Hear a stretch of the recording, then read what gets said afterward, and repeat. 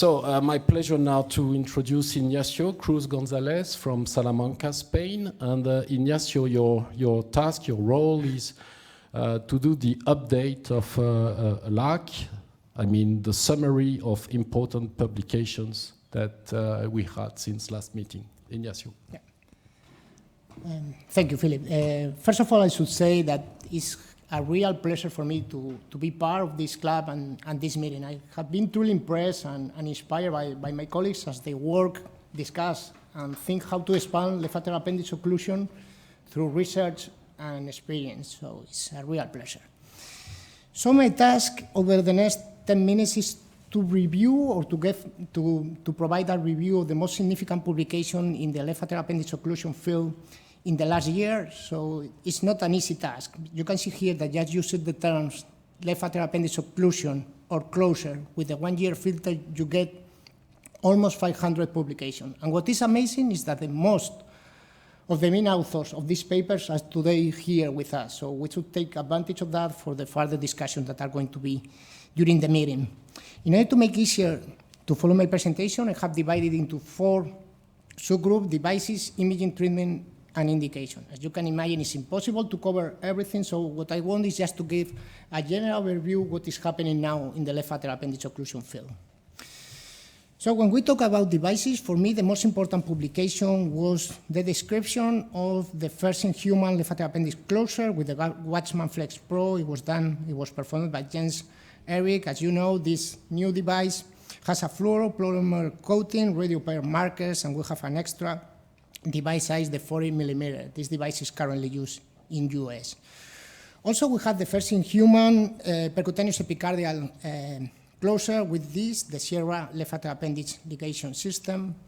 We have also finally, after a few years, the results of the CLA device. You can see here 163 patients, nice result at 6 months. Only one patient has a significant PBL, more than 3 millimeter.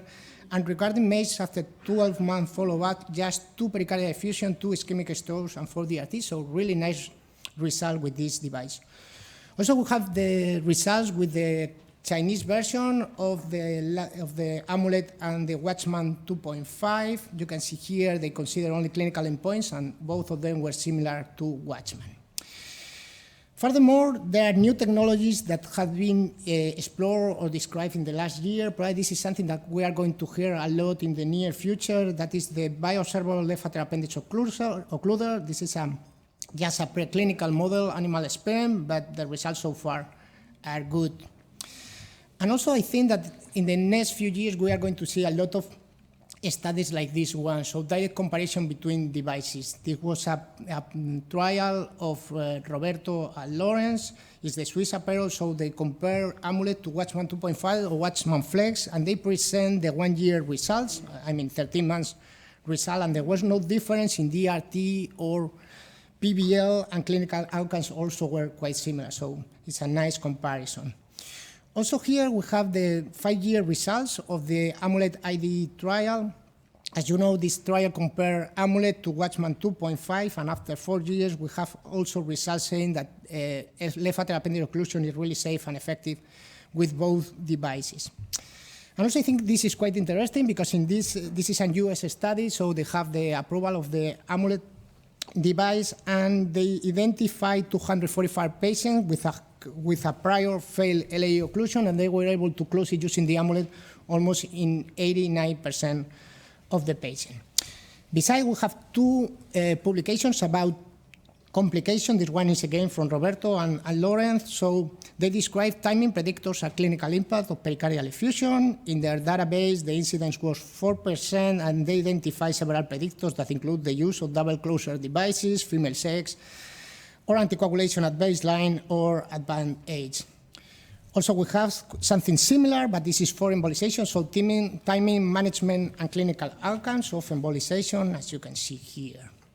And finally, I want to share with you, talking about devices, this is also a US study, and here they were able to show that the rate of success and complication depends on the experience of the operator and the hospital. And what is nice is also that they were able to show that using the Watchman Flex was able to increase procedural success. Talking about imaging, probably the trending topic this year has been intracardiac echo 3D and mini and micro TE probes also 3D. This is a study from the Mayo Clinic, 100 patients. They used the ICE catheter from Philips, and they achieved the feasibility endpoint in 90% of the patients. Also, I think it's interesting how we are advancing in imaging, and this is a publication from Philips, that they use FIOPS, so computational modeling on real time, so they were able to fuse fluoro with the FIOPS model, and you can see here device implantation was 100% of the cases and the primary efficacy endpoint in 89% of the patients. Also, there are two important papers from my point of view because our position statement consensus document from very important societies. So this is the use of 3D intracardiac echo, as you can see here, and also this one led by Casper and Jens Erik, that is the position statement of CT following left lateral appendage occlusion. Talking about treatment. Treatment probably is one of the, we can say, fancy topics, and it's really, really challenging what to do or what not to do after appendage closure, what the patient should receive or not. Of course, it's a patient-specific decision, but anyway, we have several studies this year that can provide us some help to decide what we are going to do. This is again Roberto and Lawrence, so they compare is a propensity score patient receiving just single antiplatelet treatment versus patient receiving dual antiplatelet treatment, and there was no difference at what year in both groups. Furthermore, this is a study that we performed in Spain, more than 1,000 patients, very high bleeding risk patients. In this subgroup of patients, simplified antiplatelet treatment, that means single antiplatelet treatment or no treatment, seems to be as effective as conventional protocols. And here we include dual antiplatelet treatment or NOACs. And of course, the patient with single antiplatelet treatment or no treatment, there was less bleeding. But for me, probably the future, and this is what we saw in the ADALA trial led by Xavi, is that in patients, in selected patients, just low dose of apixaban could be the treatment of choice. We were able to show that this is much better than dual antiplatelet treatment. Anyway, when we talk about treatment and DRT, we should consider that it's not only the treatment, and this is a nice study again by Philippe, that they were able to identify in which patient will consider that there was an optimal implantation of the device or suboptimal implantation of the device. So, in the patients with suboptimal device implantation, there were more DRT. But what is really important is that in patients that will have an optimal implantation, the incidence of DRT was lower and similar between different post-occlusion treatment strategies. So it was exactly the same if the patient received non-intensive antiplatelet treatment or intensive antiplatelet treatment. Just to finish with the indications, I think that we are expanding the indication. There are several registries and studies showing that left lateral appendage occlusion is safe and effective in different subgroups of patients. This is in patients in hemodialysis. This is in patients, again, with advanced chronic kidney disease, long-term follow-up. We were able to show that these patients are doing okay, even if the mortality is really, really high in this subgroup of patients. But anyway, the results in terms of safety and efficacy of left lateral appendage occlusion is really, really high. Also, there are several studies showing that in patients with cancer, probably it makes sense to offer left lateral appendage occlusion, although, again, there are high mortality in this subgroup of patients, but probably, again, it makes sense to offer this. Furthermore, we have, talking about indication, probably this is one of the main indications in the near future, or right now, is in patients that they have a stroke despite anticoagulation. This is a big subgroup of patients, and in these two trials, it was able to show that left lateral appendage occlusion was associated with a lower risk of ischemic stroke compared to continued just oral anticoagulation and also there was a comparison. This is the other study with the evolution database, and you can see that the results are quite similar. So probably this is one of the main indications for left lateral appendage occlusion. And finally, probably this is the best study of this year is the option trial. There will be just one session just to talk about options, so we will discuss a lot about how to do combined procedure, if that makes sense, in which patients should we do this or not. So I will leave the discussion for the session that is just for option trial. And also I'm really proud of this slide because most of you were in the last ELAACC meeting in Barcelona last year, so these papers somehow were born there. So the survey is already published.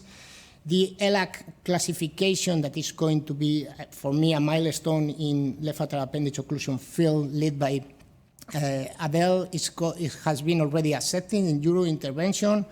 Also, we have a nice paper, How to Manage Embolization, led by Joelle Kefer, that is probably is going to be published soon because it's just minor comments of the editor. So this is what we have.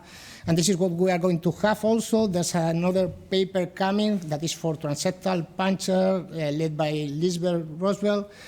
And also probably Philippe is going to talk about that. There are several collaborations of this club with RCA in order to make definitions for this procedure, and also with EuroPCR. So thank you so much for your attention.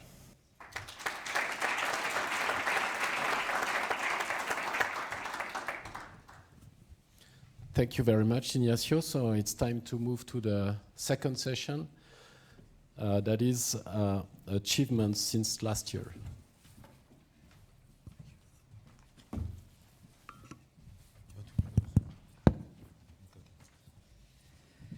Yeah, so now we're going to look 1 year back in time because at our first ELAACC meeting, we did initiate several new projects. And how has the development been with those projects? A major topic on our first meeting was the suggestion of a new classification for LAA closure. We all know that talking about chicken wings, cauliflowers, etc., just looking at the anatomy is insufficient, and it doesn't give us really guidance for the implanter. So as you know, we had some suggestions for the classification, and you had a lot of inputs which we adapted. And after the meeting, the ELAACC board had a lot of work. We had many meetings to discuss each of the parameters, and we also had votings. And finally, we reached a consensus, and we did write up a paper on this novel interventional LAA classification. And Adel, you have done a tremendous job also on this project, so please present to us what was the outcome of this discussion we had. Yes, thank you very much. As Philippe has said, we want really this meeting to be like an open meeting when everybody can come with projects and new ideas, and we try to work together to improve the practice, to come with consensus, trials, everything. So this is really one of the focus of this meeting.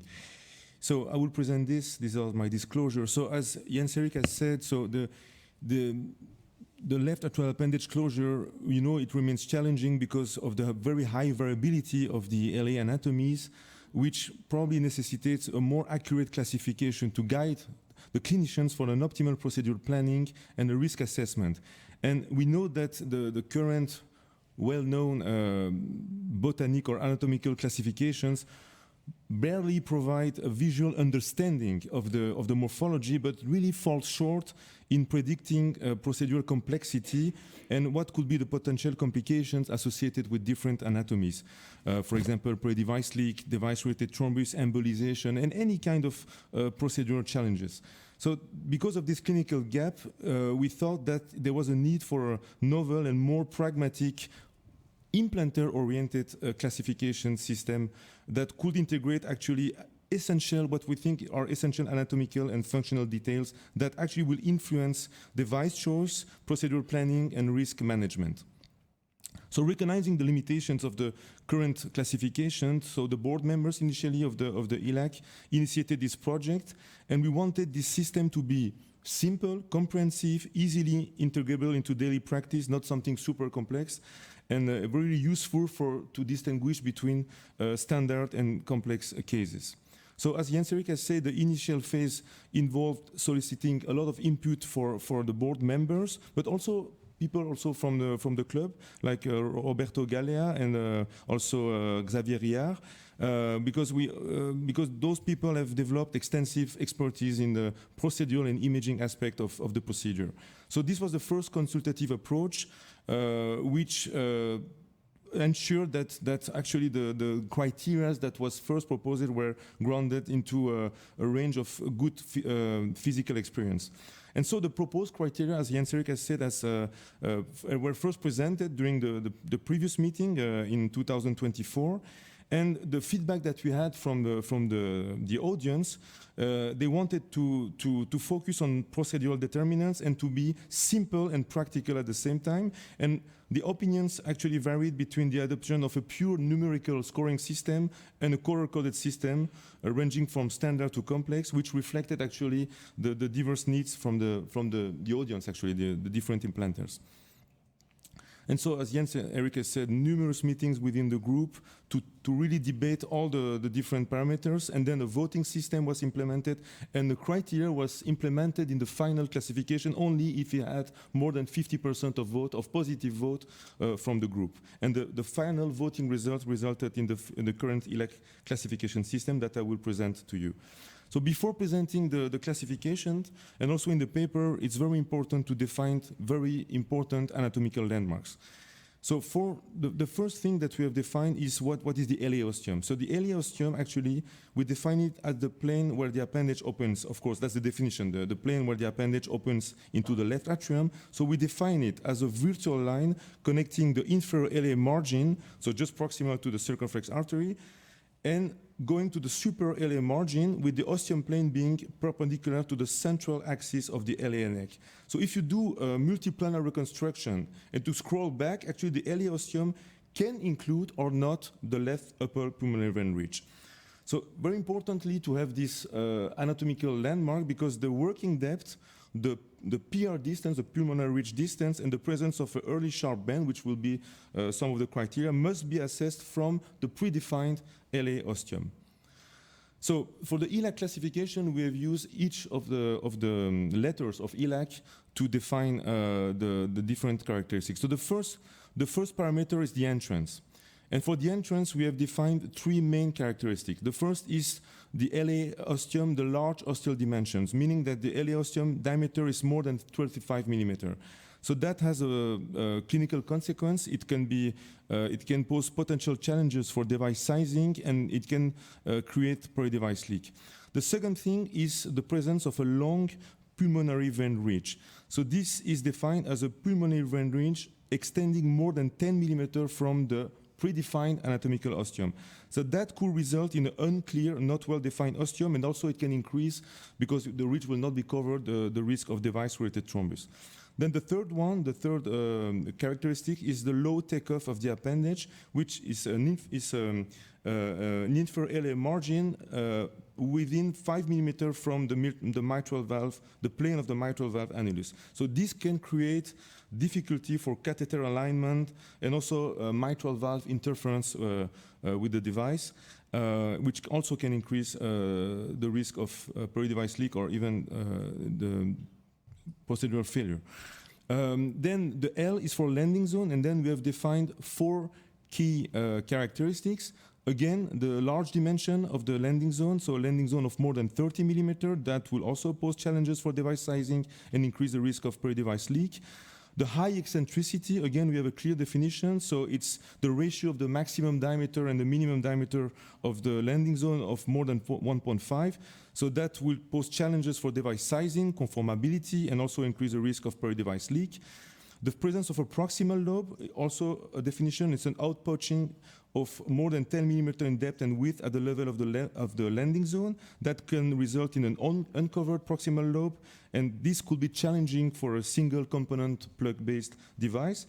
And the fourth one characteristic is the presence of any kind of protuberance of proximal bifurcation. And again, the definition is any LAA prominence at the level of the landing zone. It can be a large pectinate muscle in internal protruding septum, more than 5 millimeter into the landing zone. That has a consequence because it can decrease the effective available area, and that can result in improper device engagement, stability issues, and potential embolization. And if you have two main equivalent LAA lobes, that could be really challenging or even impossible to close with a single component device. This is something that we have in our clinical practice routinely. Then the first A is for anatomy. So here we have defined three characteristics. The presence of an early sharp bend. So that means actually the bend is within 10 millimeters for the predefined LA osteum with an angle of more than 60 degrees within the main lobe. And the bend can be posterior or anterior. I think the anterior is probably the most difficult one, and that can result in off-axis device implantation, subsequent suboptimal device apposition leading to peri-device leak, and even, challenging implantation. Then the short depth, so it's a LA working depth of less than 15 millimeter that also can create problems with device stability and increase the risk of embolization. And the third one is the funnel shape anatomy. Again, we have a definition. It's an LA osteum to landing zone diameter tapering of more than 30%. This also creates a lot of challenges for device sizing, stability, and increase the risk of embolization. The second A is for axis of the appendage. So we have defined a pronounced anterior and posterior deviations. It's defined as a forward or backward tilt of the appendage axis relative to the heart longitudinal axis. That probably is better assessed with the 3D reconstruction of the appendage, and this also poses potential challenges for catheter manipulation within the LAA. And the C is the final one. It's the contraction of the appendage, and we have defined the hypercontractile LAA as a diameter change within the LAA greater than 50% during the cardiac cycle, and this, can increase the risk of device embolization and erosion of the appendage. And this is summarized actually in this central illustration, and you see all the parameters and the different characteristics of each parameters and the potential consequences. And it has to be validated, but we have stated that actually if you don't have any characteristic, the appendage will be classified as simple. If you have one or two characteristics, it can be a moderate challenging appendage. If you have at least three characteristics, it can be a very challenging closure. And the reviewer from Eurointervention asked to have at least a basic epidemiology of these parameters. And the group of Jens Erik and Ole de Backer, they have just analyzed each center, their last 100 patients with had a good CT analysis. And we have this population of 200 patients, and you can see here the distribution of the different characteristics. So the most common one was the early sharp bend. The less frequent characteristic was the low osteum position, and in between, it's relatively equivalent. So there's a lot of those characteristics present in many patients. And if you look at the ELAACC score distribution, we see that actually a little bit more than 1/3 of the patients have not a single parameter, so could be classified as simple. One or two, it's 42%, and challenging, it's 21.5%, meaning that actually 78% falls into the simple to moderate classification, and at least 1/5 of the patients have at least 3 of the parameters, which probably requires a good pre-planning and a good procedural aspect. And I just want to give you just some examples. So you see here this appendage, and I've just made the exercise on this appendage. So you see that if you look at the osteum, the real predefined osteum, and we look at the distance from the osteum to the reach, we see that the distance is more than 10 millimeters. So this is probably a reach that you will not cover with any kind of device. And you see that the working depth is extremely short at 13 millimeter. So you have already 2 of the score. Actually, you have 2. You have 1 and 1.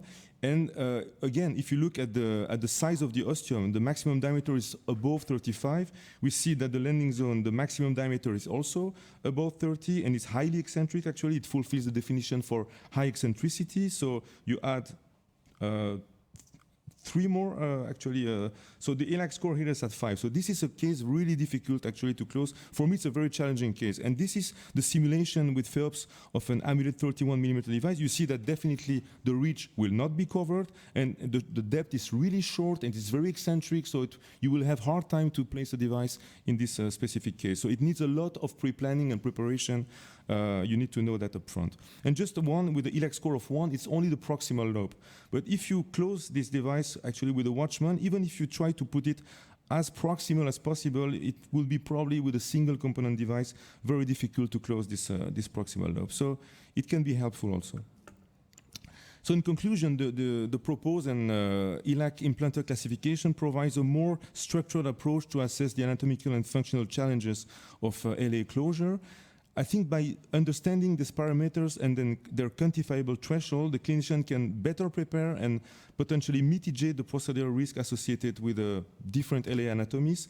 And definitely we need future research on validating this classification with clinical outcomes and to refine its predictive accuracy and improve the safety of LAAC procedure, which is the main goal that we want to achieve. Thank you very much.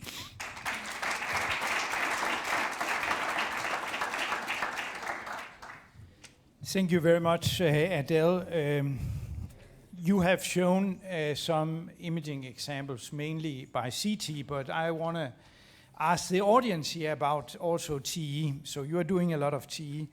Will you be able to implement this classification during pre-procedural TE? What is your opinion? Yeah, I think it's totally, we can do this score with the TOE, and for me it's also a pity that you don't add any images of TOE for the score, because maybe it will be interesting for people that is doing screening with echo. But the thing is the contractility. How are you going to evaluate it with the CT planning? It's impossible. Yes, yeah. If you have all the cycle of the... Yeah, there's two ways. Angio during the procedure, you can see the hypercontractile appendage, or TE. Yeah, that's a TE procedure or before, or I mean.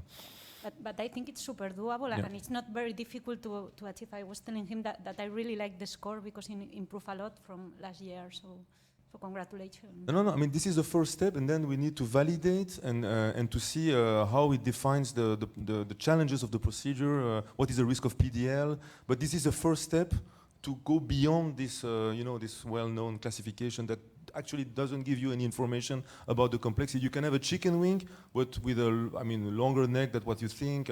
Sometimes here really we define what is the complexity of the case. So I hope that, Joelle. Congrats for this excellent job. I have just a question regarding 1 point for each criteria. Are you sure that each component of the score has an equivalent powerful to predict the complexity? That will be the next step. At the time being, that's the proposal, but probably the weight of different parameters will have different impact on different outcomes. So it's really, I told you, it's really the first step of the process. Yeah. Some might think that this can be very time-consuming, but I can tell you I went through the last 100 of my cases, and it's very quickly done. And actually, I think this score follows the thinking that we have when we do pre-planning and go into the patient and look at the CT before. It's just like a mirror of what we already are doing. So it's not very time-consuming. No. So hopefully it's something that we can all try to do in the future, and it will also be part of the European ELAACC registry. We already have the classification in there, so you can make your score when you enter your data for the ELAACC registry, and we're going to talk a lot more about the ELAACC registry. So. I think just a question to you. Who thinks that, maybe raise your hand, who is going to use this classification, or who think is useful at least for the future of your procedures? Okay. Because the validation of the complexity with regard to being able to implant a left apical appendage occluder device, and which one has to be either retrogradely tested now in another database or prospectively tested in a new database. So. Otherwise, so I'm not sure whether what you're showing here, I see these anatomical complexities, but whether this is indeed associated with an impossibility to implant any kind of device, that I think is not validated from this score yet. So we have to be a little bit careful. That was a request from EuroIntervention that they wanted to have guidelines about which device for which anatomy, and we said no. That's too early. We'd say no. Yeah, and that would, but then you would claim. Was not the goal. You would claim things that we don't know. Exactly. Yeah. Okay, but this classification is, really that we try also to make standard definitions and try to speak the same language. The next presentation, if we are ready, but there are still some comments here. Yeah, sorry. Thank you. First of all, I appreciate how much your work was so good to take in care every kind of criteria we talk about. But I was wondering, I have two questions. The first is very simple. I wonder how contractility has a consequence in terms of difficulty of implantation or choice of size of, because I don't think we take too much in care this in our lab. So it's one letter for as maybe a small criteria, I don't know. The second question is, last year we were talking about the concern of the transseptal puncture, the position of the septum, and sometimes this is really the more difficult in injured. Yeah, we have hesitated to include the transseptal puncture into the classification. Maybe we wanted something pure related to the anatomy, because you can have a simple appendage anatomy and a very difficult transseptal puncture. So we didn't want to mix everything. We just wanted to focus. Of course, if you have very complex appendage and on top of that you have a complex that makes everything more difficult. Not forcefully the difficulty of the puncture, but the position. The position, of course. Yeah, okay. Sure. And regarding your first question, I think what we will try to find out in future research, it's probably, I agree that as itself, as a single characteristic, hypercontractile, it's probably not dangerous. But if you add that on top of a funnel shape, for example, and a very short depth, and you have a very highly contractile appendage, that's the combination of things that will create a higher complexity. Probably by itself, alone, it's not complex. Then it will be like an ELAACC score of 1. But if you have that on top of funnel shape and on top of eccentric and blah, blah, blah, and then you combine all the criteria, then it becomes very complex, actually. Yeah. Can I have a question? Maybe I missed it, but for the landing zone, did you take a specific definition, or do you the depth of the landing zone, or do you let it depend on the type of device that you will implant? The depth is really from the plane of the ostium to the back wall of the appendage. That's the definition. It's the working depth, actually. So if you have a small lobe, for example, that's not part of the depth. I agree that the landing zone. Yeah, you mean for the depth? You mean the short depth? No. So there was one point, I think, for landing zone, which was either very big or small. I don't the diameter more than 30 millimeter. Yeah, but at what depth would you take the landing zone? Would you? That's device specific, actually. You would take it device like let's say 10 or 12, depending on the device. It's device specific, yeah. Yeah, we didn't want to come up with a very specific definition for each device. So in that regard, you can follow what is recommended from Abbott regarding the amulet, etc., and from the Watchman Flex and so forth. So, Mark? Maybe it's not clear for me. Anyway, congratulations, because it's a tremendous work. The complexity means that you need more time for the implantation, more repositions, or what? Because if you have 3 points, that means what? That you will spend 1 hour instead of 15 minutes, or you will have to... What does it mean? And the second doubt, do we really have these 25% of patients are really complex for the implantation? Because my impression is that there are some patients who are complex, but I am not sure if 25% of these patients are really complex, and by what? Time needed for the closure, or it's because there will be a leak after implantation, or how you define that? Maybe I missed that. It's primarily meant to correlate to the procedural complexity. Is it difficult to place the device? Is it challenging because you have an extra lobe that you cannot cover, etc.? Is it very narrow? So it's a matter. We are going to look at different outcomes. One will be the time for the procedure. So we'll probably see that with a higher ELAACC complexity score, we'll have higher procedural times. We will have more use of not just one single device, but more devices, etc. So it correlates to the challenges that you face as an implanter at the table. But some of the criteria, I mean, having a very eccentric landing zone also will correlate to an increased risk of a leak. And we will also be able to measure, for instance, if we have a sharp bend and things like that, will that correlate to, let's say, for some devices, there will be a very high rate of leaks with this type of. So again, this is not the. It's kind of still in its infancy, because we need to, of course, understand what are the relevant outcomes and measure and try to validate.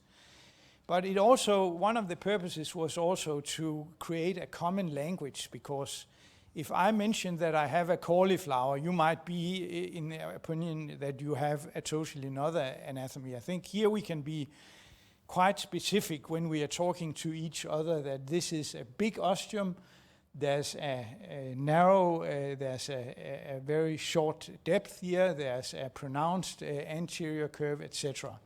So that is also the purpose. But I think the real value of this classification will come when we try to validate it, and of course we have a plan to look at outcomes like leaks, like DRT, like procedural time, like number of devices used, etc. And we might come up with some of the parameters that we agreed on are irrelevant and should be dropped again. So it's initial work, I would say, but it's the first step. I think it's a framework. I hope we can agree it's much better than what we have now, because that makes no really sense. Martin, you had also. Yeah, I can only congratulate also, but I have two questions looking at this for the first time. The first is, one of the confusions has always been to define the ostium. So the definition you found is obviously a way forward. Yet at the other hand, I wonder whether you tested whether that axis that you're proposing to be orthogonal to will be the same between two people looking at the CT, because at first glance it looks to me that people will make that a lot different, and that's one of the issues we need to solve. Yes.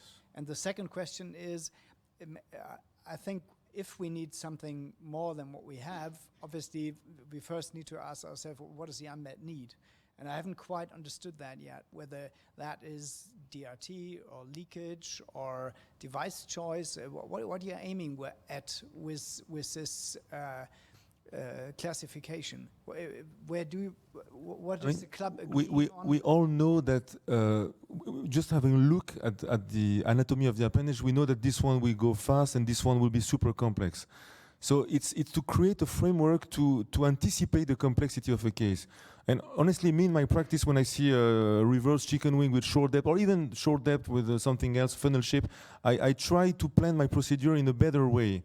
So first of all, it can help to anticipate, and then everything else, what will be the outcome? For example, if you have an early bend, I know that my device will not be placed nicely in the neck. It will be off axis, probably I will end up with more leaks and things like that. This must be validated, but this is the first step to create a common framework between the implanters to assess the potential consequences, but that we don't know at the time being. But that was also raised by the reviewers, and we said this is the first step, and then we need to validate it. Yeah. So but we need to start with something, and we need to give definitions, because when you look in the literature, everybody starts with his own definition about what is the ostium, what is blah blah, so what is a depth, and so on. So we have tried to look at the literature before, and we have followed actually many previous rules on the anatomical landmarks. So something I something I can say to help the answer is very simply, when we start a procedure, many times we say this seems to be difficult, and sometimes we say this might be simple. So you tell the echo guy, you tell the anesthetist and everything, but this isn't clear. This is not scientifically easy to understand before this classification. If I can really say, what we could say after that is, even if you won't change the schedule or everything, but you can anticipate and tell things to the patient, to the family, to the anesthesiologist, and I think it's really useful. I think it's really something we try to do every day, and sometimes we mistake because we don't have this quality of analysis. Carsten, you have a comment? Yeah, so I really like it, and for me, so basically it's an expert consensus, right? So basically you ask, and experienced people said, okay, that is how it should be done in regard to what do you have to expect and in regard to outcomes as well, right? And that means that everybody basically has to follow these definitions and implant accordingly in order to really get data to confirm that that is really important, right? But even retrospectively, you can, if you look at your CT, what that was Erik has done and on all of the back. I mean, it's even you can look back at your imaging and you can find exactly. I think the reproducibility also will be checked very soon, and we can also say that it's highly reproducible from one imager to another. So it's very easy to implement, very easy. So, and you looked at your 100 cases, and did you look at outcomes as well? No, not yet. It's too small amount of patients, but we are looking at it now already. So we have 800 patients now where we are looking at the data and outcomes. So we will, in near future, have some better understanding of the outcomes. Yeah, really good. Okay, we have to proceed, and another initiative to make clear definitions and clear standards and clear clarification of what is really the relevant outcomes when we are talking about left atrial appendage closure. That comes from the academic research consortium that is mostly a US initiative, and what is very nice is that most of the ELAACC board members was invited to this initiative from this consortium group, and we had a meeting at TCT, and Philippe can tell us more about this. So Philippe, please. Yes, thank you, Erik. So new achievements are EuroPCR and the LAARC Academic Research Consortium. So a few news for you as members of the club. I think it's really important that you know that we are at EuroPCR, and we will be. So first question for the club members, why should we have a partnership with EuroPCR? I think you all know that this meeting is the world leading course in interventional cardiology. It's all about education. So I think it's the best forum to spread our consensus to a great number of colleagues and physicians. And definitely we think that it will accelerate and enhance the dissemination of knowledge and good practices. Also, it's, of course, the best forum to increase the visibility of the technique to a wider audience. We are, in between us, I would say, specialists. But EuroPCR, you have a lot of colleagues, imagers, interventional, and all these colleagues not doing the procedure, and they have to learn from us. So that's the good place to be. Just to know, last year was the first year where ELAACC was concretely involved in the program. We were working on live case transmission that was in main arena. That was a really nice case made from South Africa. And we also had a nice session on patient pathway and good indications for left atrial appendage closure. Again, people from EuroPCR insisted on the fact that we have to explain for whom the procedure is designed for, because it's not really clear for every colleagues, even cardiologists, I should say. So we are here to explain. We also had a nice session on management of complications.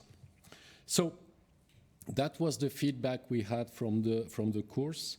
As I mentioned earlier, the LAACC sessions accounted for 8% of the sessions of the meeting, which was almost 0% the year before and 5% in 2022, with a very nice exposure of the live case transmission. As you can see, we had very nice ratings from both, I would say, participants that are not official voters but are giving their opinion, but also from the meeting voters. You see that there is an overall good rating. We had a 8.4 on 10 rate, which is really, really nice. For you to know, TAVI sessions are always like 9, 9.1, 9.2, and PCI sessions, for the interest of the audience, is below 8, usually 7, 7.2. So we were in between PCI and TAVI, which is really great in terms of visibility. And you can see the comment from the raters: good teamwork, great demonstration, very good demonstration, nice discussion, blah, blah. So we have to make it the next time. There are always suggestions like engage the audience, always the same with all sessions. But you see that the voters of PCR said that we should increase the discussion between the panel and the audience, and this will be one of the target way of improvement for next year. So what about the synergies with EuroPCR? We also, as I mentioned, we have sessions, we have webinars, because there's a lot of content online with PCR online, and we will participate and prepare some webinars.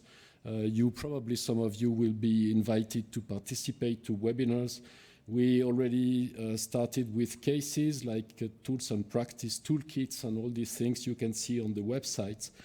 Of course, you are encouraged to submit abstracts on LAACC to EuroPCR and other meetings, and to propose session for the imaging course.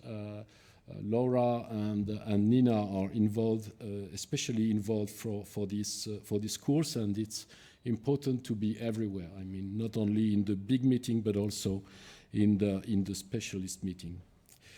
This is a case done by Adel and Xavi, 2 cases for the toolkit, and you see that it's rise attention and really interest from the community. There's a lot of connection to this case, and we will prepare other cases for PCR online.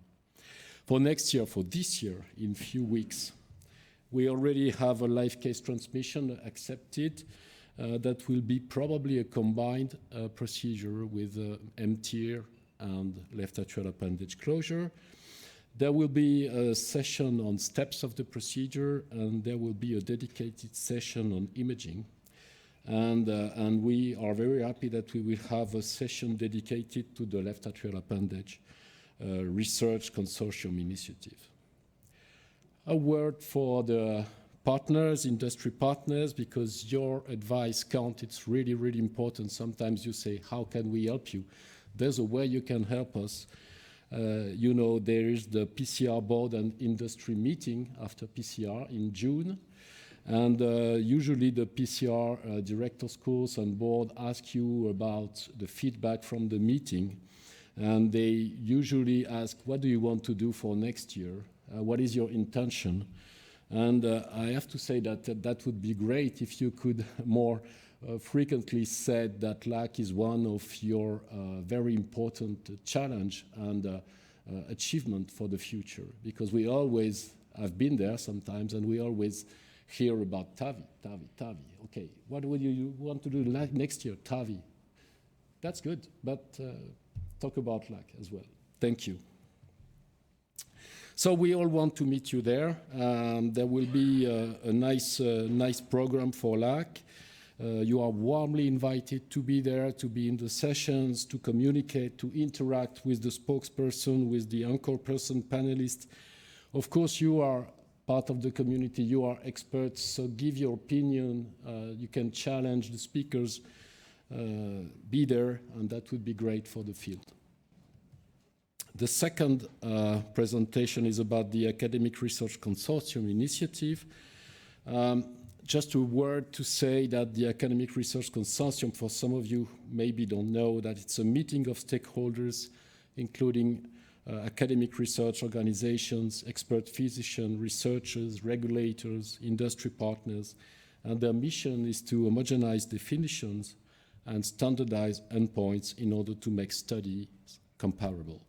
There are previous important contributions. I'm sure you know about the LAARC definition for PCI, for bleeding, for valve and especially for TAVI, and more recently the high bleeding risk definitions.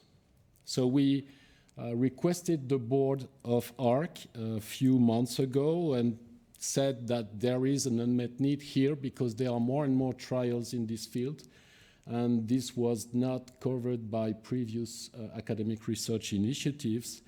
And they mentioned that we should work as a team from both sides of the Atlantic Ocean, and this is what we've done. We have had the first meeting during TCT in October 26th. And you can see that, as Erik said, most of the European experts and all the board members of ELAACC were present as European experts to give their opinion and participate to this nice initiative. We also had experts from North America. And at the moment, yes, we also had, and very importantly, we had all the national and international regulations and notified bodies with a large group from the FDA. So definitely this initiative was really, from their point of view, something that was very important to have to increase the representativity of trials in the future.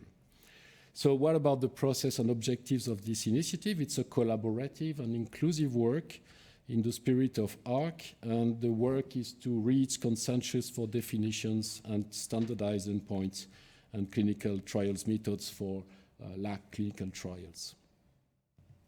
The timelines, we had the first meeting in October. We will have the second one in March in Paris, and we plan to submit the definitions for simultaneous publication during EuroPCR. So we should be ready not long after the second meeting.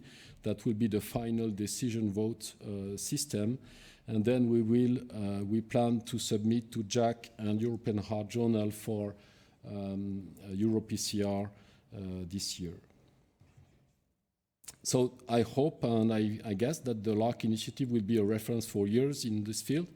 There will be a lot of coming innovations in the field, as you know, new anticoagulants, new devices, new strategies, innovations and new trends to come, and standardization is really needed before moving forward. Thank you.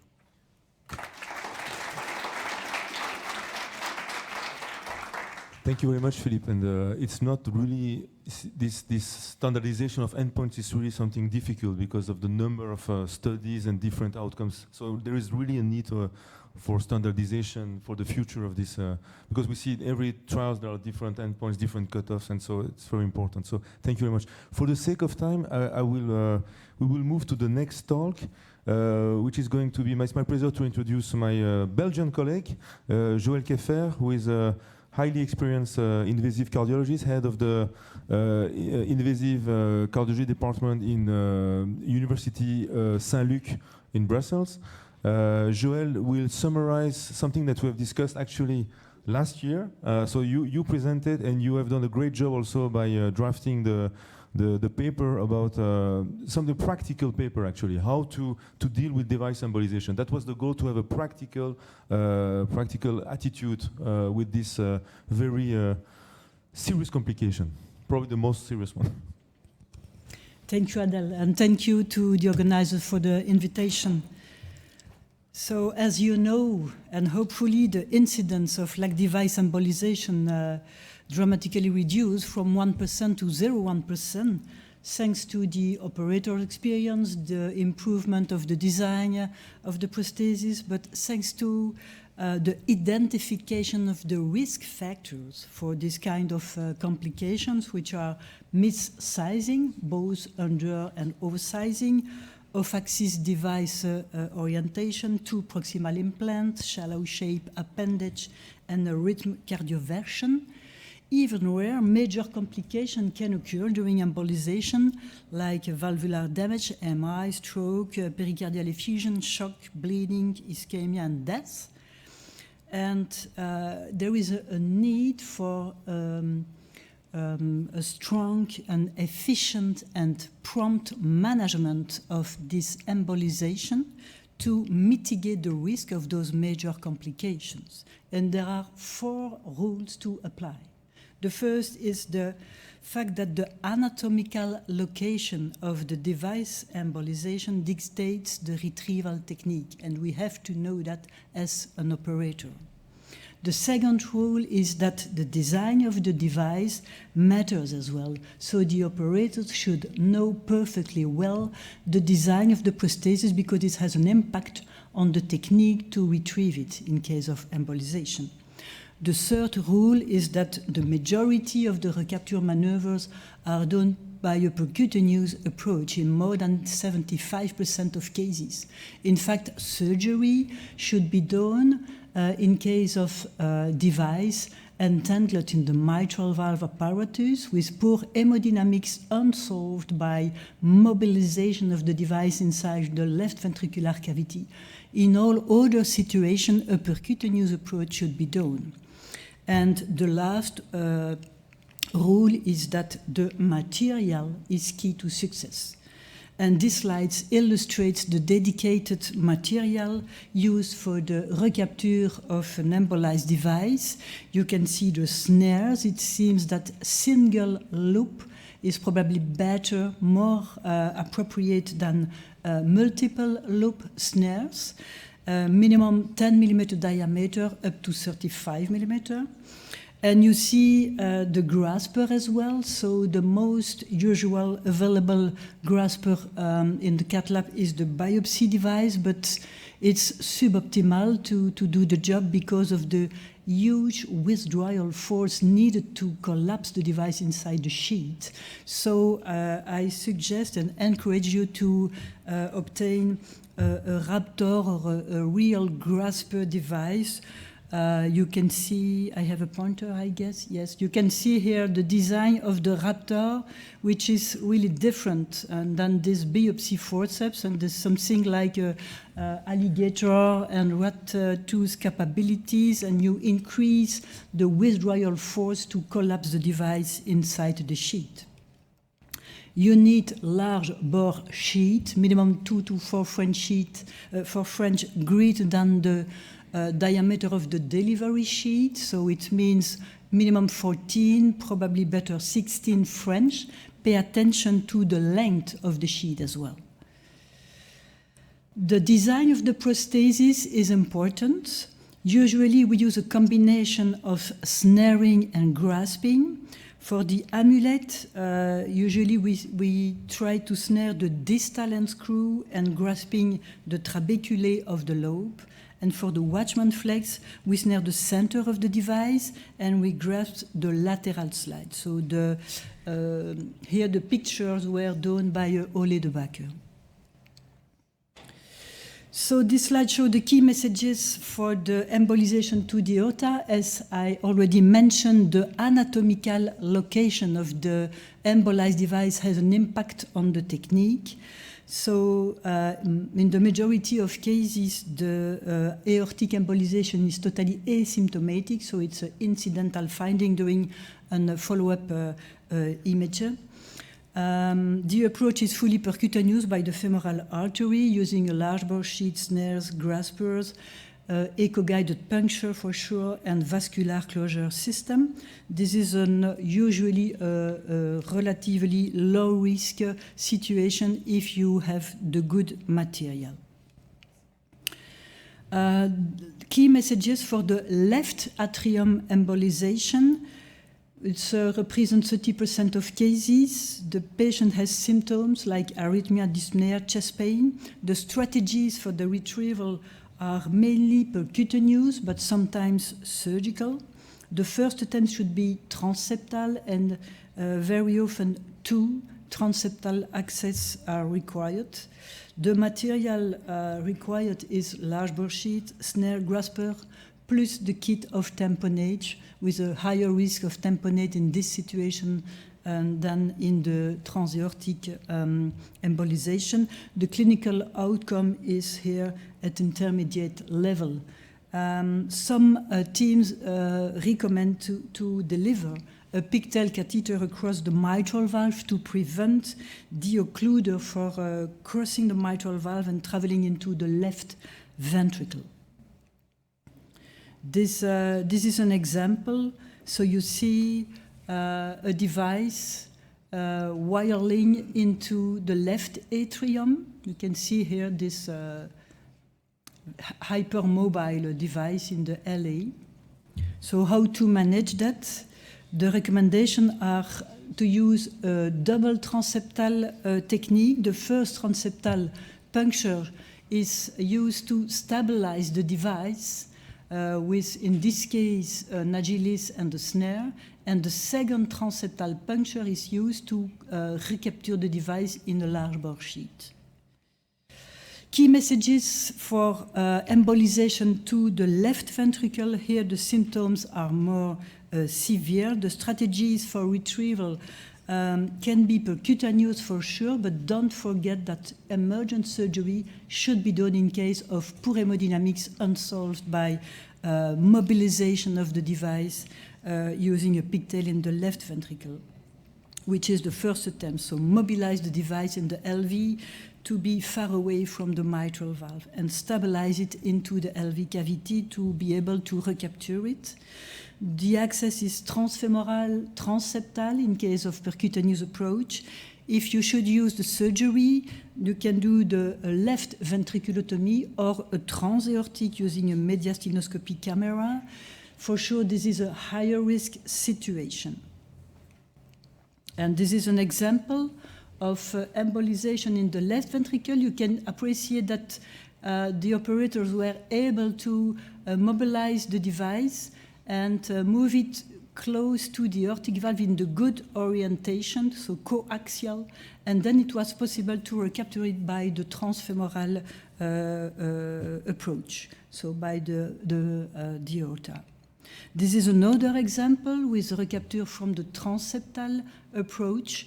So you see the material, large bore sheet, Raptor, and in this case, a pigtail came from the femoral artery retrograde to stabilize the device inside the LV cavity, and then by the transseptal puncture with a mitral clip guide sheet, it was possible to collapse the device with the Raptor from the LA to the vein. So this is the conclusion slide on the management of LAAC device embolization, so the ELAACC Consensus. We used a color code according to the risk, and we described the different techniques according to the anatomical location of the embolized device. So I'd like to thank you for the attention and to thank all the members of the board of the ELAACC for the support to write this paper. Thank you.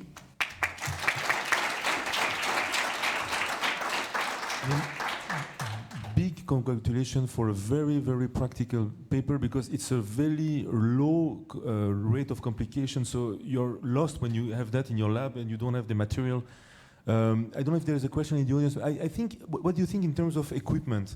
I mean, the snare is good, but it's difficult to snare a device. Should we always have in the lab, I don't know what is the thinking of the audience, at least a grasper somewhere in the hospital? Because I think if you don't have the grasper, it's going to be very difficult. I had a case recent, it's one of my few cases, but the grasper saved me actually, because with the snare it was like blocking the mitral valve, and only with the grasper I could. So do you think that you should have both in the lab, or just the snare is enough actually? The snare is not enough. In the majority of cases, you need a combination of snares and grasper. The snare does not provide enough withdrawal force to really. You should reach a complete collapse into the sheet to be safe with the surrounding structure before removing it from the patient. So the Raptor or the grasper make the difference. And for me, the best is to use at least 16 French sheets, maybe more, but minimum 16. Yeah. Yeah, and also long sheet, because if you want to recapture in the left atrial cavity from the venous access, you need long sheet. I remember one case when I had the sheet was not long enough, so I could not retrieve it. So you need long sheet available. Yeah. Xavi. Yeah, well, no, I think that the snares are a waste of time. You know, because it's, most of the times it's like really frustrating. You spend half an hour and then it never goes. So I think that they shouldn't be tried. I mean, I go directly, or I think that I should, you know, go directly, you know, with the forceps. Yeah, yeah. As long as you have, like, it's also true that it's more dangerous, but I think that if you can just orientate like a deflectable catheter, like an Agilis, you know, towards the device, it's kind of safe. But for me, it's really frustrating, the combination of a very large sheet and a grasper device is probably the best combination, I think, to go fast. I mean, yeah. Yeah. Okay. There is a question there.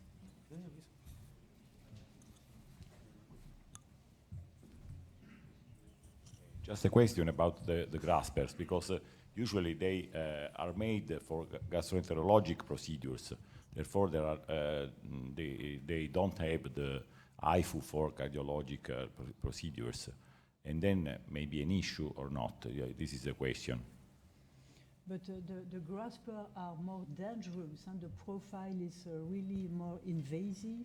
So you should pay attention to be coaxial with your trabeculae of the lobe or your struts of the watchman. So pay attention to be really close to the device with the sheet, and to be sure that you are really well orientated with the grasper. So this is reason sometimes using the snares you can stabilize it. But the question was also the availability of the grasper. I asked my gastroenterologic colleague about that, and he told me that these devices are not sterile, you know. Yeah. Therefore, it's they have to be sterilized. But not use once. So single use, I guess. It should be available for the LA implanter. So I remember the case. My nurse went to the gastroenterology department to bring me a grasper. Okay. But should you have one in your lab? I don't know. Yes. In Belgium, it's possible. I have. Yeah, I mean, should it be available in your shelf? Where are you from? Where are you from? Italy, but gastroenterologist has this device, but he told me that it is not for cardiologic procedures. So the question is if is the possibility to have legal issues about this? It's a bailout situation. I mean, you have to use whatever you can. I mean, I think you will not be sued for that. I mean, but you need to find it in your hospital. That's true. But sometimes it's very emergent. Yeah. But coming back to your question, I think the interesting part is because if you go to your gastroenterologist and ask him, it's not sterilized. They don't need it because they're operating the stomach. So how are you doing it, Joelle? You have a sterilized version in your... No, it's a single use. So yeah, true. But there is a dedicated cardiac device, a forceps called Liesbeth, that is dedicated to grasp intracardiac devices. So that can be, and that is sterilized. That's very similar to the Raptor device. Sven? Yeah. Do you recommend also to have on-site surgery when you do such procedures? I'm afraid a little bit when you recommend such an, let's say, invasive procedure with a large bore sheath, with a grasper or something like that. I never did or took a grasper, so we had a few complications, but we never did it, and it works also. But I'm afraid a little bit that in smaller hospitals, and you know, everywhere is doing a little bit of this and a little bit of that.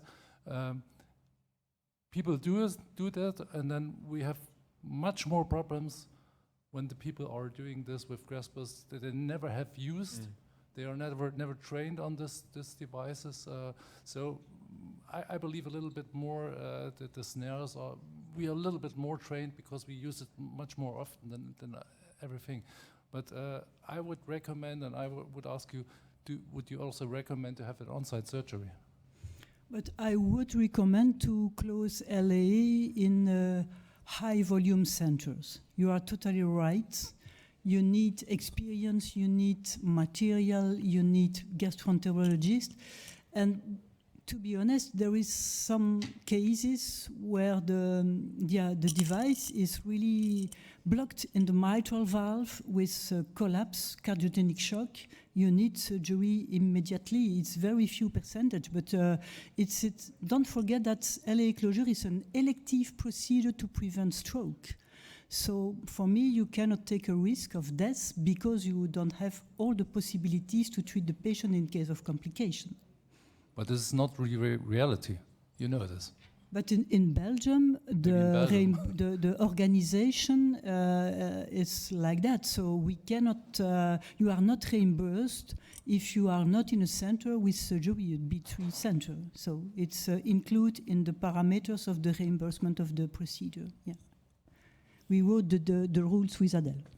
I think it's a nice point that you said that the snare is probably safer. You're right. If someone has his first time is use a grasper, I think it's a very valid point that you raise here. So that's why I think the paper and the algorithm put a lot of different options for the operator. If you are used to use the grasper, if you have it or not, of course you can recapture with the snare also, but it's probably more difficult. Maybe, yeah? No, I think this work is extremely important because it's the first paper where we really have a list of relevant materials. And there's a lot of centers starting up with LAAC. When you go there for proctoring and you ask them about tools for snaring, they don't have it. They don't have it. And it needs to be a discussion with a site that start up with LAA closure. And it's also common for the companies that when you are involved in starting up a new LAA center, I think it's very, very important to make sure that they're on the shelves in that particular site is relevant materials for snaring. And I will also motivate the companies to do some in vitro experiments with all their devices, because some of the things that we are learning with snaring and grasping devices, I mean, we can learn a lot from just doing it in vitro. If we need is a 16 French seat enough for a flex device, or do we need 18? Or where is the best site on the device to grasp? I mean, all this can be done in vitro, and we need that information. And I think that should come with a new LAA device that you should consider on beforehand.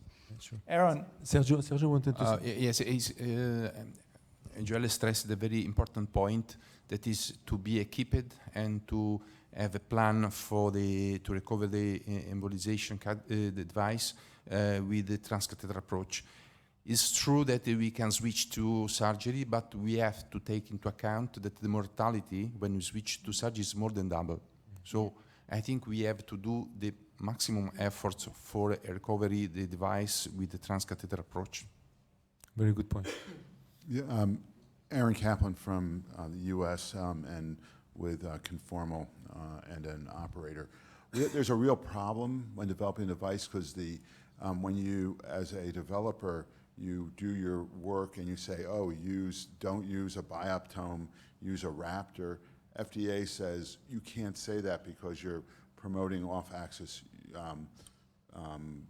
use, and the regulatory consultants go crazy, and that there's a real issue. And I think it'd be a very good thing when we get the FDA and other regulatory bodies in the conversation is be able to work through this issue that if these very rare events, knowing that, look, you need a 16 French sheath, don't use a bioptome, use a Raptor, all those things, it's almost impossible to get into the instructions for use.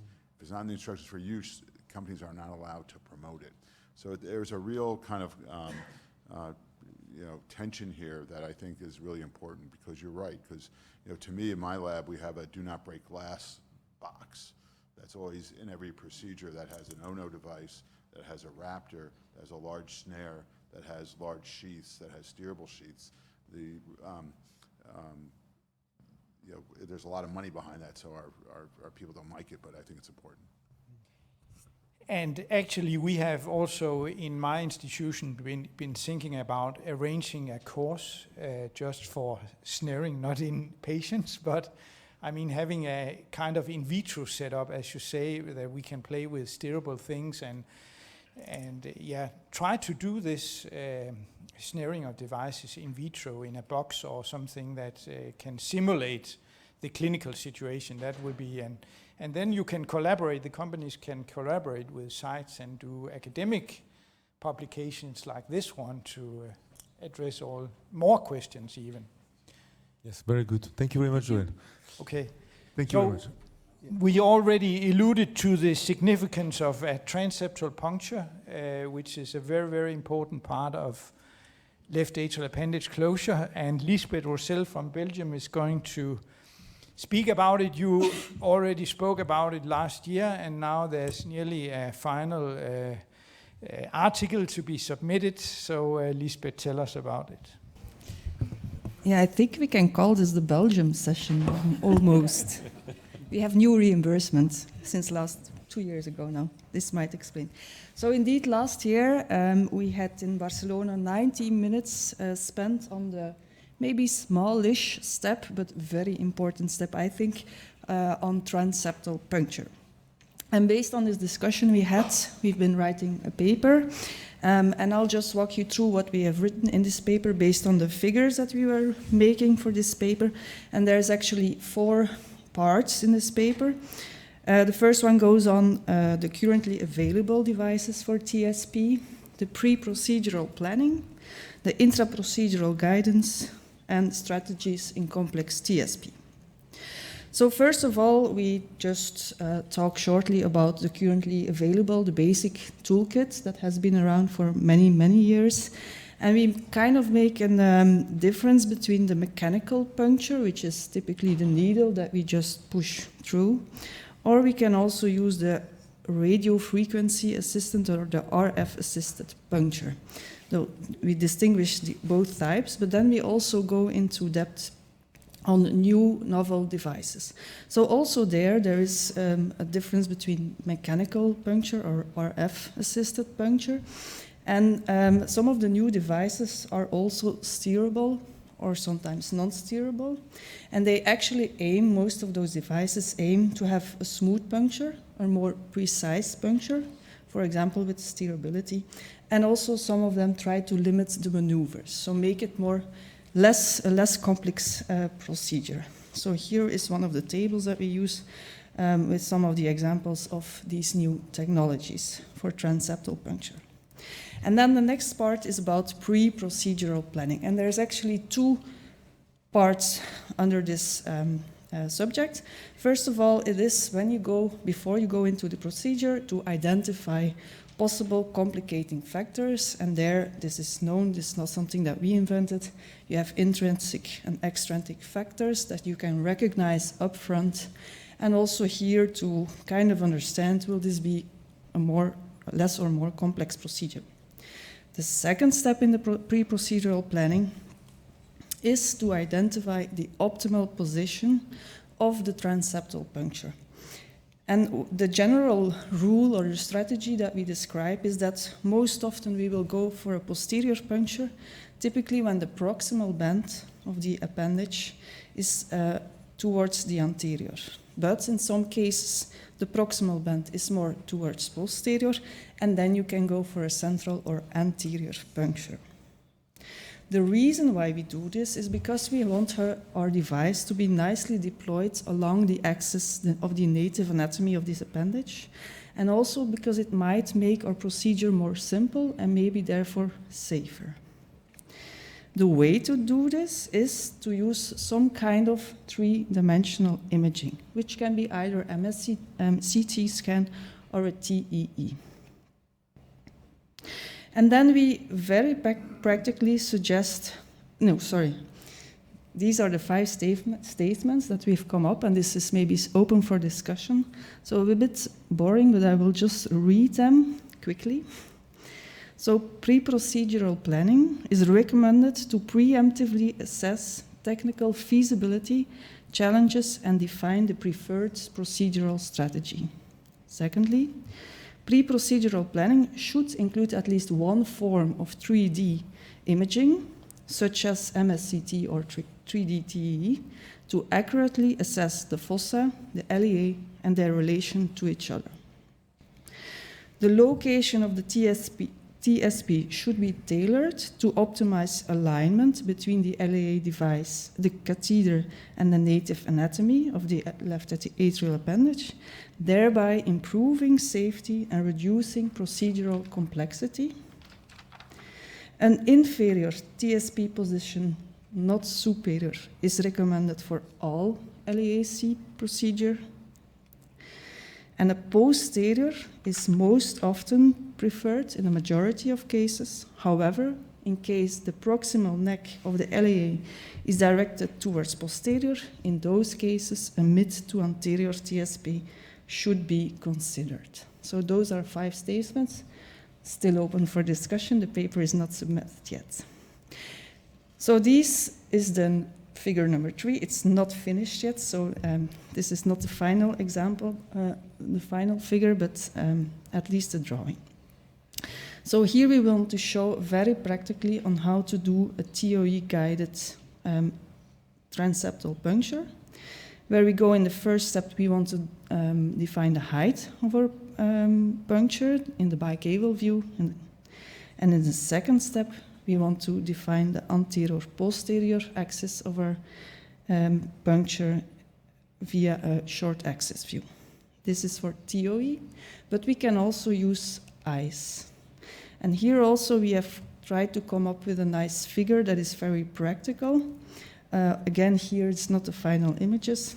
So here we have our step 1, where we introduce the ICE catheter into the right atrium, and we do where we have the home view. There we go for a small retroflex and posterior rotation of the ICE catheter, and then we come in this step 2, where we have a superior-inferior view on the septum, and there again we can define the height of our puncture. As a third step, we want to define the anterior-posterior axis. And for this, we will do a sweep with the catheter from anterior to posterior, which is a clockwise rotation. And here we want to show these illustrations where we pay attention to the far field, because depending on what we see in the far field, we can orientate if we're either anterior or towards posterior. We have 2 statements for this intraprocedural TSP imaging guidance, which is TSP should be performed under real-time fluoroscopic and ultrasound imaging to minimize complications and ensure a targeted TSP. And secondly, standardized imaging protocols for TOE and ICE should be developed and adapted to ensure a consistent and stepwise TSP in LAA procedures. And then the last part of the paper goes on the strategies in complex TSP. And I will be quite short, but this is a proposal of what we can do, the steps that we can do in case we end up in a complex situation. First of all, we can use pressure measurements to see if we're in the left atrial, or we can use a floppy coronary wire tip. Second, we can use a safe sept wire. Third, we can use the stiff back end of a coronary wire or the TSP needle stylet, because this is sharper, often sharper than the needle itself. And as a fourth step, we can use RF-assisted TSP on the TSP needle. And then maybe as a fifth step, there is the dedicated TSP RF-assisted technologies that become more available. There is one statement that we make on this topic. A consistent stepwise protocol and toolkit should be available to tackle challenging TSP in LAAC procedures. So finally, we come up with this, currently the central illustration of this paper, but it's still maybe under discussion, but at least we want to pay the attention to all implanters that there needs to be a proper pre-procedural planning. This is based on TOE or MSCT. And secondly, we give some tools and schematic overviews on how to do the procedural guidance. Thank you very much.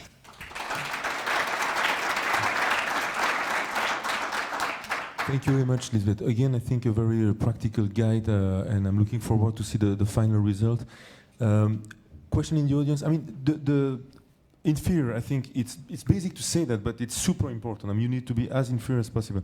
What about posterior? I mean, I do less and less. I try. It's even dangerous to be very posterior. So what is your practice actually when you have to go for posterior or anterior? I mean, usually I'm in the mid, but inferior I don't care about.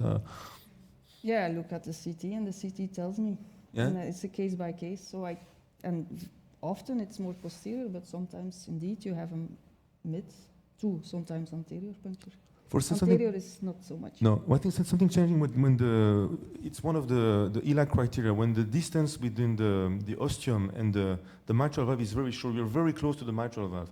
That's where I think the transseptal is really crucial. Because sometimes you have a relatively high located LA ostium, you know, and sometimes even if you're not too inferior, it's not going to be a big change. But if it's very, very inferior, very close to mitral valve with an inferior takeoff like this, it's very, very important. I mean, to have an accurate, because it's a game changer, I think. Yeah? I don't know what the audience think about that, but accurate transseptal puncture makes a big difference for every case, actually. And I think it's not only for the procedure itself, but probably also for the device deployment. It probably better seals the appendage, and maybe we have less device thrombosis and less leakage when we have a nice alignment between the device and the anatomy. Also, it shortens the procedural time, and yeah, for sure. Sometimes you have to change the device only because you have a bad transseptal puncture. So any question in the audience regarding? It's very clear, I think. Okay. So Xavi, yeah. Xavi. Really think like you, because if you're going to posterior, sometimes you put at risk this counterclock movement.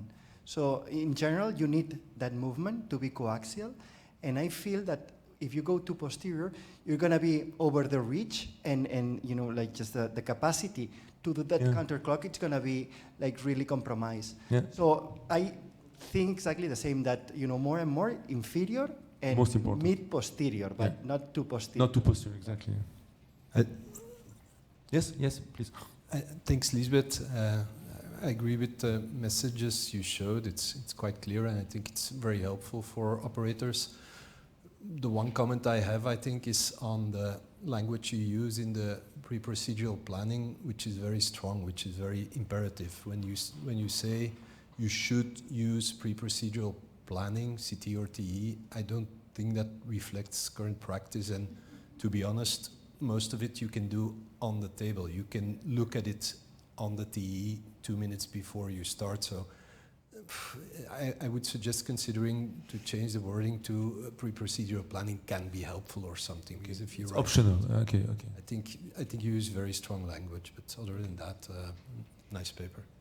It's a good point what you say. I mean, downgrade a little bit the recommendation for 3D. I think it's.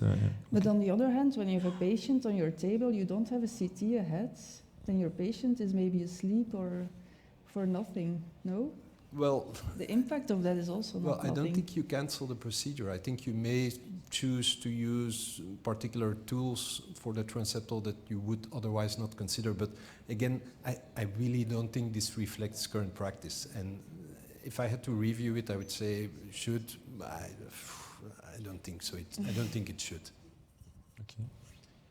One of the things that is happening also from the companies is that we come to simplification, so we use the same sheet for transseptal puncture and also for delivery of the device. Mm-hmm.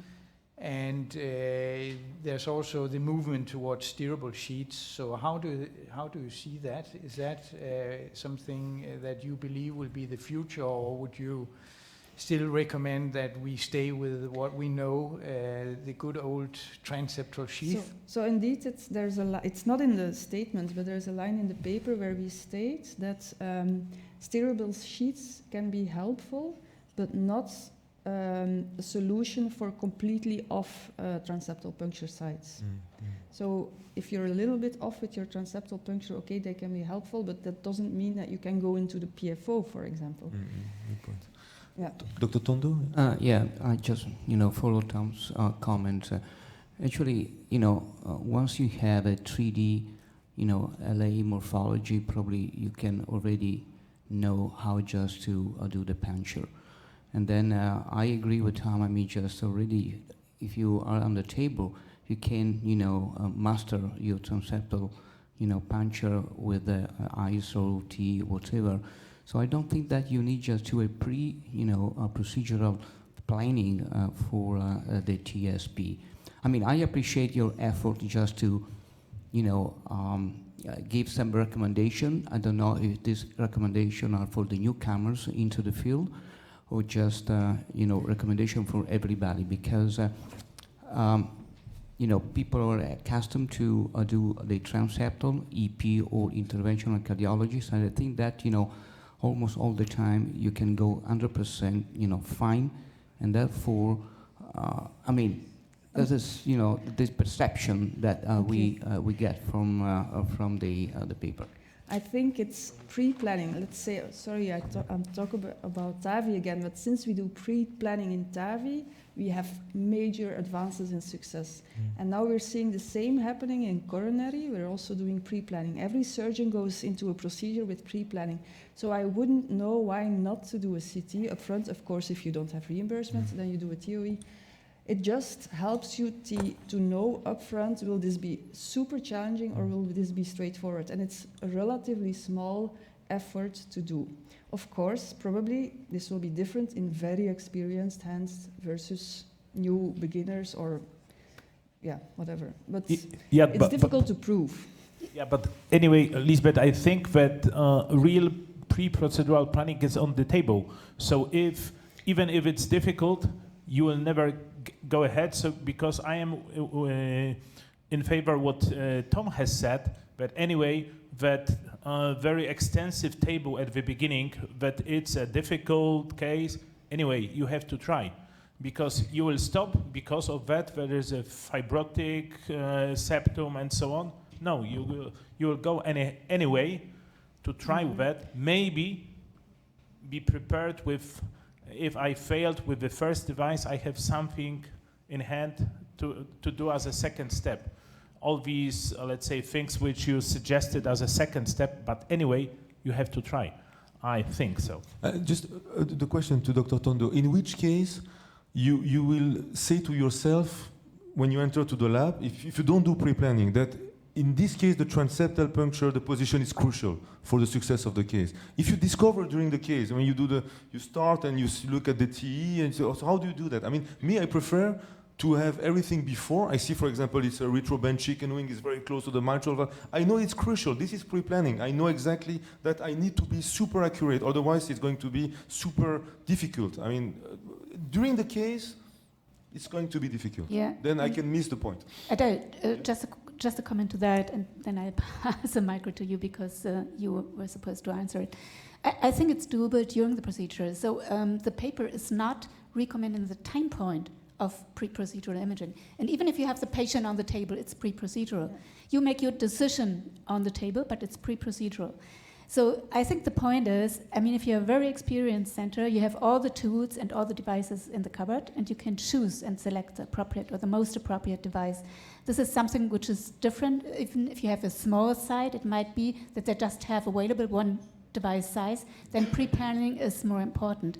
But I think we shouldn't recommend the time point of pre-procedural imaging, and then it includes all the possibilities we are doing in real life. But I think that is essential to distinguish if you are speaking of very expert centers, where the experience of the operator and the imager give more flexibility, so you decide, you have experience. And if you are speaking in a center in training or with the intermediate experience, where it's probably is much better to study the case the day before. When you enter in cath lab, you have clear idea what to do, where to do the transseptal puncture, why yes, why not. But if Claudio is very expert, so it's completely different. His approach is extremely flexible and is based on his experience. But I think that we have to deliver an educational message. What we want to do for the diffusion of the procedure, for reduce the complication, but not in very expert center, in all the centers. Maybe you can say pre-planning, especially in low volume centers or in beginners or something like that. Maybe something like that can be. Yeah. Yeah. And I agree on the timing for TOE. This can be in the cath lab, but then you have to accept that sometimes you won't be able to do it. But an MSCT is anyway upfront. Yeah. I mean, thank you very much. It's time to close the session. Thank you very much, Liesbeth, for a great talk. Thank you very much. Yeah.